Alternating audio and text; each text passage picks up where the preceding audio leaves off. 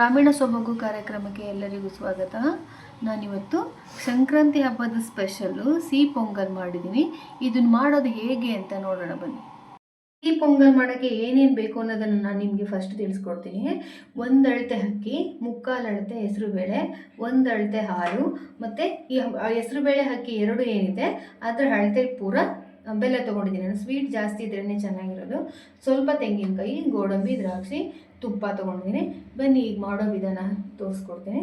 ಫಸ್ಟಿಗೆ ಕಟ್ ಮಾಡಿ ನೋಡಿ. ಫಸ್ಟಿಗೆ ಹೆಸರು ಬೇಳೆನ ಹುರ್ಕೋಬೇಕು.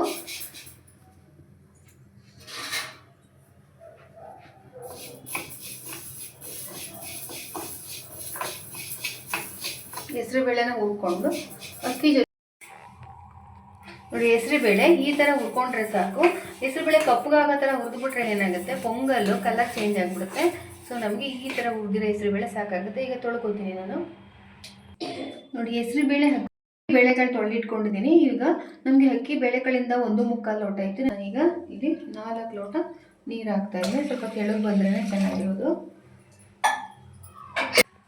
ಕುಕ್ಕರ್ ಇಟ್ಟಿದ್ದೀನಿ ನಾನು. ಇದು 2 ವಿಸಿಲ್ ಕೂಗಿದ್ರೆ ಸಾಕು. ನೋಡಿ, 4 ಲೋಟ ನೀರು ಹಾಕ್ಕೊಂಡು ಹೆಸರುಬೇಳೆ ಮತ್ತು ಅಕ್ಕಿನ ಈ ಥರ ಬೇಯಿಸಿ ಇಟ್ಕೊಂಡಿದ್ದೀನಿ ನಾನು. ಇಲ್ಲಿ ಇವಾಗ ಗೋಡಂಬಿ ದ್ರಾಕ್ಷಿನ ಬಾಣಲಿ ಕಾಯಕ್ಕೆ ಇಟ್ಕೊಂಡಿದ್ದೀನಿ. ತುಪ್ಪ ಹಾಕ್ಕೊಂಡು ಗೋಡಂಬಿ ದ್ರಾಕ್ಷಿನ ಹುರ್ಕೊಂಡ್ಬಿಡ್ತೀನಿ ಫಸ್ಟ್. ತುಪ್ಪ ಎಷ್ಟು ಹಾಕಿದ್ರೂ ಚೆನ್ನಾಗಿರುತ್ತೆ. ನಾನು ಜಾಸ್ತಿ ಹಾಕಲ್ಲ, ವೆದರ್ ಚೆನ್ನಾಗಿಲ್ಲ, ಕೋಲ್ಡ್ ಆಗಿಬಿಡುತ್ತೆ ಅಂತ ಸ್ವಲ್ಪನೇ ಹಾಕ್ತಾಯಿದ್ದೀನಿ.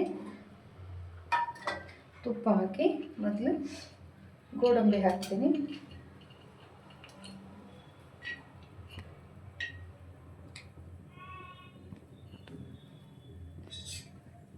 ಇದು ಗೋಡಂಬಿ ಈ ಥರ ಆಗಿದೆ.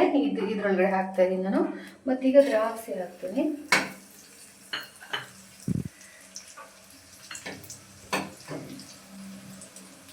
ನೋಡಿ, ದ್ರಾಕ್ಷಿ ಇಷ್ಟ ಆದರೆ ಸಾಕು. ನಾನು ಏನು ಮಾಡ್ತೀನಿ ಈಗ, ಇದು ಬೇಕಾಗಿಲ್ಲ ನಮಗೆ ಈ ಆಯಿಲು, ಎಲ್ಲ ಇದ್ರೊಳಗಡೆ ಹಾಕಿದ್ದೀನಿ. ಇಷ್ಟು ಬೆಲ್ಲನೂ ಕರ್ಗಕ್ಕೆ ಹಾಕ್ತೀನಿ ನಾನು. ಇಷ್ಟು ಬೆಲ್ಲ ಕರ್ಗಿದ್ರೆ ಸಾಕಲ್ಲಿ. ಅದರಲ್ಲಿ ಆಲ್ರೆಡಿ ಅದು ನೀರಿನ ಅಂಶ ಜಾಸ್ತಿನೇ ಆಗಿದೆ, ನೀರು ಜಾಸ್ತಿನೇ ಹಾಕ್ಕೊಂಡಿದ್ದೀನಿ. ಇನ್ನು ಹಾಲು ಕೂಡ ಹಾಕಬೇಕು. ಈ ಬೆಲ್ಲ ಕರಗಿಸ್ಕೊಂಡ್ರೆ ಸಾಕು.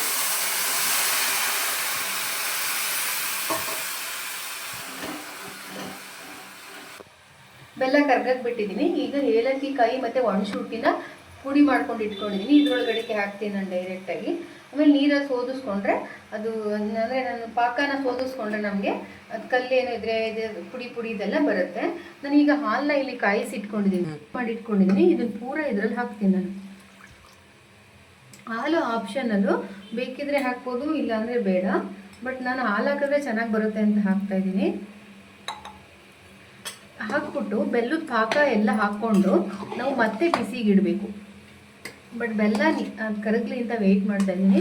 ನೋಡಿ, ಒಳ್ಳೆ ಕನ್ಸಿಸ್ಟೆನ್ಸಿ ಚೆನ್ನಾಗಿದೆ ಇದು.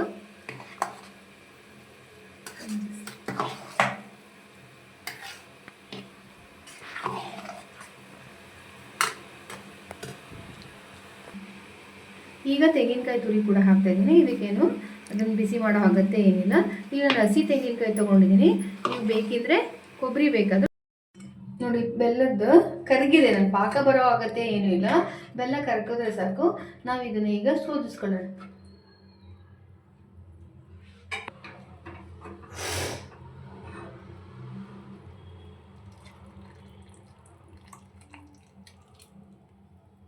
ನಾನು ಬೆಲ್ಲ ಕರಗಿಸ್ಕೊಂಡಿರೋ ನೀರನ್ನ ಇದ್ರೊಳಗಡೆ ಹಾಕ್ಕೊಂಡಿದ್ದೀನಿ.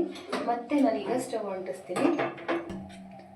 ಎಲ್ಲ ನೀಟಾಗಿ ಮಿಕ್ಸ್ ಆಗಬೇಕು. ನೋಡಿ, ಸಿಹಿ ಪೊಂಗಲು, ಬೆಲ್ಲ, ನಾವು ಹಾಕಿರೋ ಗೋಡಂಬಿ, ದ್ರಾಕ್ಷಿ, ತುಪ್ಪ ಎಲ್ಲ ನೀಟಾಗಿ ಮಿಕ್ಸ್ ಆಗಬೇಕು. ಅಂದರೆ ನಾವು ಮತ್ತೆ ಸ್ವಲ್ಪ ಬಿಸಿಗಿಡಬೇಕು. ಬಿಸಿಗಿಟ್ರೆ ಇದು ಇನ್ನೂ ಸ್ವಲ್ಪ ಗಟ್ಟಿಗೆ ಬರುತ್ತೆ.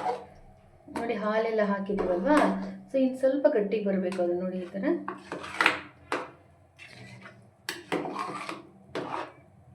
ಸಂಕ್ರಾಂತಿ ಹಬ್ಬದ ಸ್ಪೆಷಲ್ ಪೊಂಗಲ್ ಈಗ ರೆಡಿಯಾಗಿದೆ. ನಾನು ನಿಮಗೆ ನೆಕ್ಸ್ಟ್ ವಿಡಿಯೋದಲ್ಲಿ ಕಿಚಡಿ ಅನ್ನ ಮಾಡೋದು, ಅಂದರೆ ನಮ್ಮ ಗ್ರಾಮೀಣ ಪ್ರದೇಶದಲ್ಲಿ ಸಂಕ್ರಾಂತಿ ಹಬ್ಬಕ್ಕೆ ಕಿಚಡಿ ಅನ್ನ, ಪೊಂಗಲು ಅದು ಸ್ಪೆಷಲ್ ಇರುತ್ತೆ. ನಾನು ಕಿಚಡಿ ಅನ್ನ ಮಾಡೋದು ಹೇಗೆ ಅನ್ನೋದನ್ನ ನಾನು ನಿಮಗೆ ತೋರಿಸ್ಕೊಡ್ತೀನಿ.